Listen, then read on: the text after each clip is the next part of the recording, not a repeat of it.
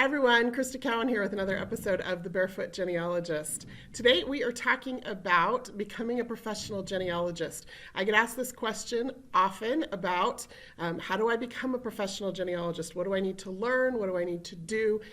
And so I thought I would just address that in a brief video today.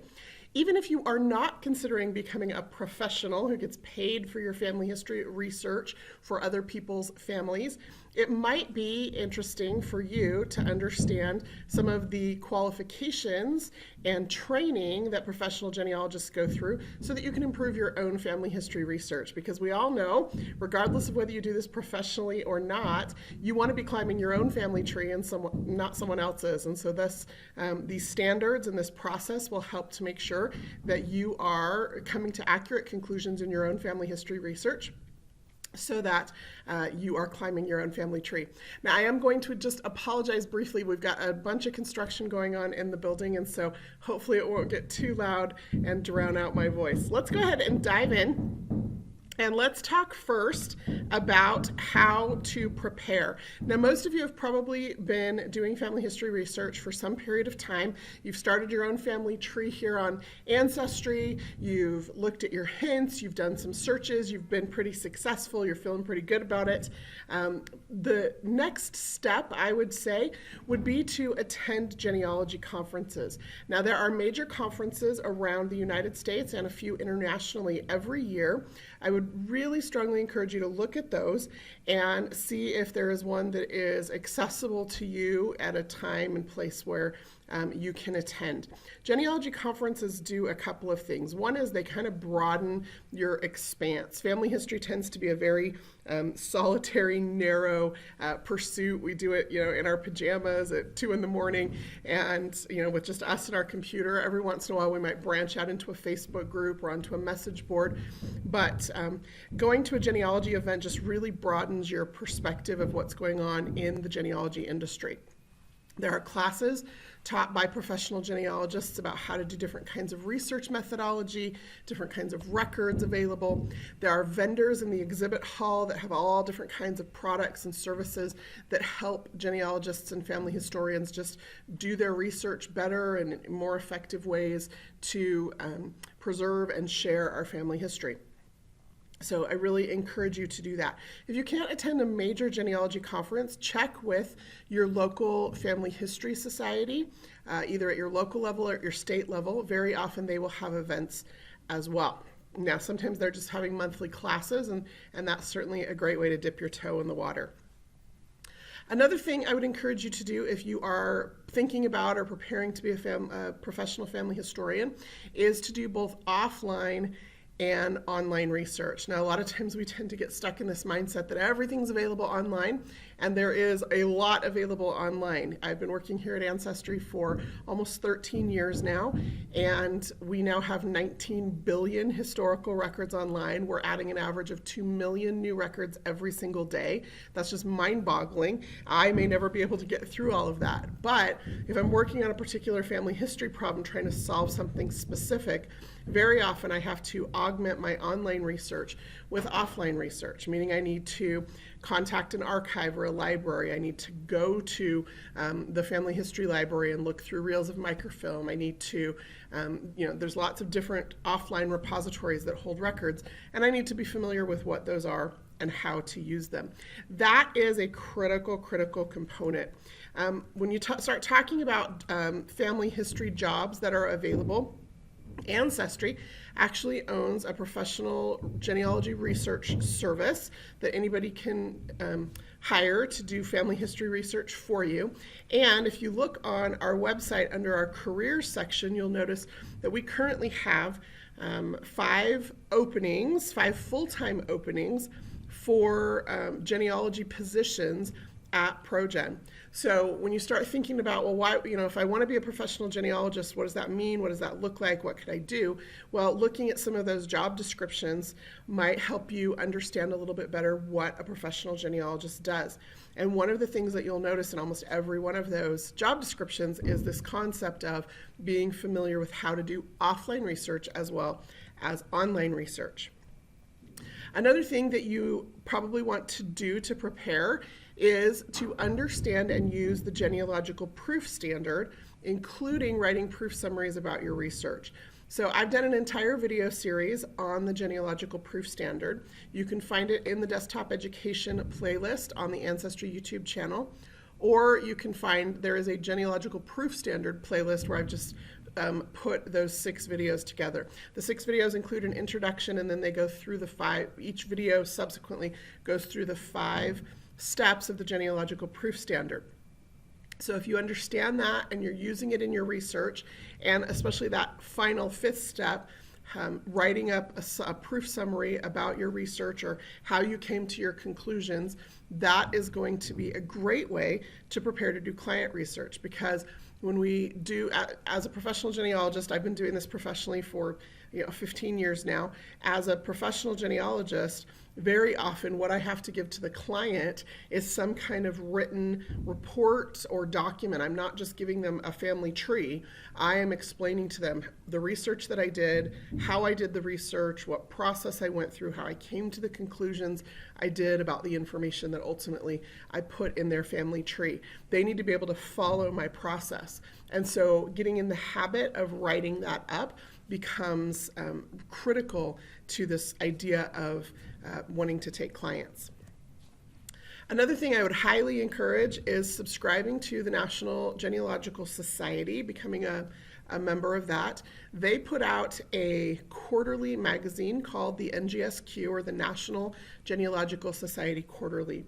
It is a peer-reviewed journal that essentially has people's research, information about how they solved genealogical problems.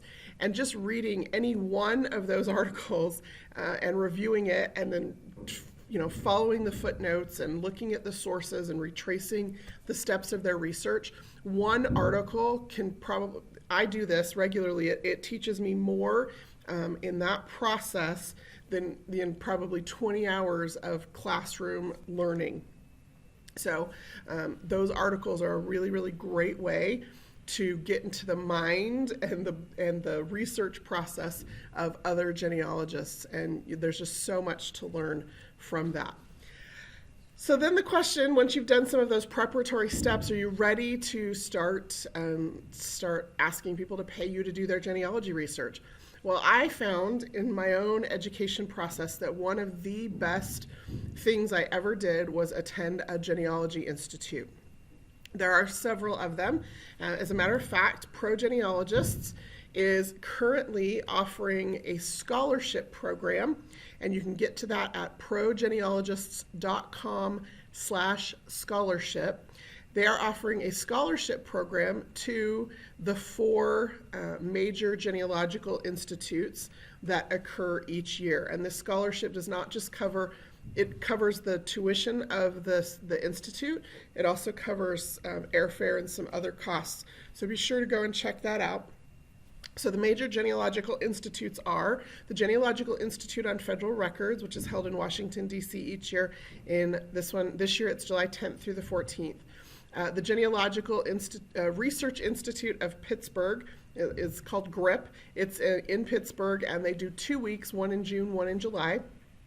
The Institute on Genealogical and Historical Research, we used to call it Samford because it was held in Samford. Now it's held in Athens, Georgia, and that will be toward the end of July. And then the Salt Lake Institute of Genealogy, which is hosted by the State Genealogical Association here in Utah, that is in January each year. So these are the current institutes that are available, and the institutes the dates for which ProGenealogists is currently accepting applications for scholarships to those particular events. So if you think you're ready for that, you might want to go check that out. Again, that's progenealogists.com/scholarship and see if you can apply to attend one of those. Here's what attending an institute did for me, and I've attended several over the years.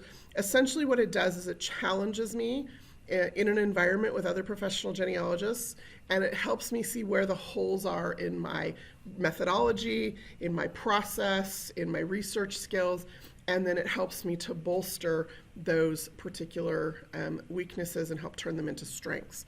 So I have taken classes on research methodology. I have taken practicums where each day we get a new genealogy research problem. We go off and solve it. We come back together as a class and work through. Everybody, explains how they solved it, and you get to learn different methodologies from different people and review your conclusions to see if you came to the correct conclusion.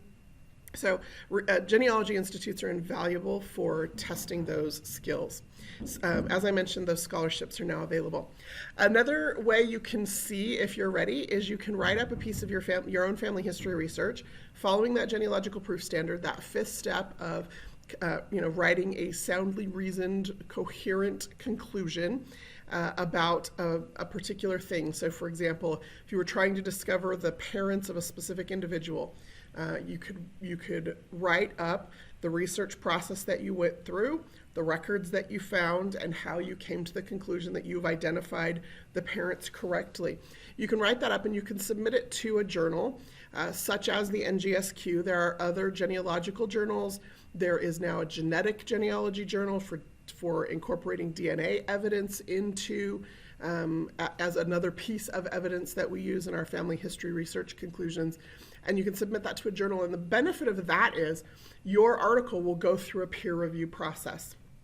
The editors and others will read those articles and they'll come back to you if there are questions, if there are flaws in your argument, if there are holes in your research. They'll come back to you with that feedback so that you can strengthen that particular argument that you are making, that this person's parents are this couple. I happen to be lucky enough to work in an environment where my work is peer reviewed on a fairly consistent basis. I work on a research team here at Ancestry where we do research for a lot of different projects. We do research for the TV shows Who Do You Think You Are and Long Lost Family. We do research for public relations stories. As a matter of fact, when I walked in the office this morning, I learned that an article that I got to help do some of the genealogical research on made the front page of the New York Times in the last couple of days. And so there's lots of research that we get to do here for different reasons here at corporate. And then, of course, the pro genealogists up in Salt Lake City, professional genealogists all over the country, all over the world that do this. But I work in this environment where I get daily peer review because I work with a group of people who are also genealogists. For those of you who are genealogists working a little bit more in isolation, submitting your writing to a journal is a great way to get that peer review or that feedback from others about your family history research, people who know what they're talking about. Another thing I would strongly encourage you to do is to join what's called a ProGen study group. Now, ProGen study groups. Professional Genealogy is actually a book. It's kind of like a textbook written for people who want to become either professional genealogists or just better genealogists. And if you want to write about genealogy, if you want to research your own family history, you don't even have to be looking to take professional clients. But it's a great book. So if you don't have that book, I encourage you to purchase it. But these ProGen study groups have been running for several years now. And essentially what they do is they run over a course of many months, and each month they take a separate chapter or section of that book. They study it, they do the practical experiences, they work together as a group to provide some of that peer review and some of that supporting environment. And that's just fantastic. Like, there's some really great things that have come out of those ProGen study groups, most notably just being some great genealogy. So I would encourage you to purchase the book, Professional Genealogy, and then look into joining one of those ProGen study groups. The URL for their website is progenstudy.org. And last I checked, they actually have a waiting list for those groups. They put them together and then assign a mentor or a professional genealogist, a practicing professional genealogist, to lead the group, and so they have to kind of work around those schedules. So be sure to check that out. And then finally, I would just encourage you to join the Association of Professional Genealogists. The Association of Professional Genealogists is a great organization where there are a lot of resources available. There are mailing lists. There is a magazine or a newsletter. Especially the thing that I think is the most valuable about APG, well, there's two. One is their professional management conference. So every year they hold a professional management conference where they talk about genealogy, but they also talk about the business side of being a professional. So once you've got your hands wrapped around and your brain wrapped around all of the different genealogical research type things that it requires to be a professional genealogist, attending a professional management conference will help you understand a little bit more about the business side, how to market yourself, how to set up your business, how to write professional client reports that you can deliver that help enhance your business. Lots of different things. You can look at the schedule from this past year's professional management conference to get an idea for the different topics and ideas. Excuse me. The best thing about being a professional genealogist when it comes to these types of things is these can be written off as business expenses. So don't look at it as, just something else I have to pay for. I look at it as an investment in myself and in my business and in my skills and in all of that. And then because it's something that I am doing for my career, I can write those off as tax deductions. So consider that. The other major benefit of the Association of Professional Genealogists, besides the PMC each year, is that they have a directory. And so once you join, you can be listed in the directory, and that becomes a marketing tool to be able to say, I'm a member of the professional organization. Here's where I am in the directory. It makes you findable so that when you are interested in actually taking clients, if that's where you're headed, you can point to that as a resource for other people who are looking for professional genealogists in the space. Of course, you can always come work here at Ancestry. Again, we've still got those 5 job openings up at ProGenealogist. Be sure to check out those job descriptions. And if you think that's something that you would be interested in and you might want to move to Salt Lake City, certainly something worth checking out. And if not, be sure to check out those scholarships. ProGen is always looking to encourage genealogy education and to encourage genealogists who want to get into this field of work, and they're putting their money where their mouth is with those scholarships to those 4 institutes. So hopefully that is something that is of interest to you. If you have any questions about anything I've talked about, be sure to leave a comment here in the YouTube comment section. I'm happy to answer any of those questions as I see them. Until next time, this is Krista Cowan. Have fun climbing your family tree.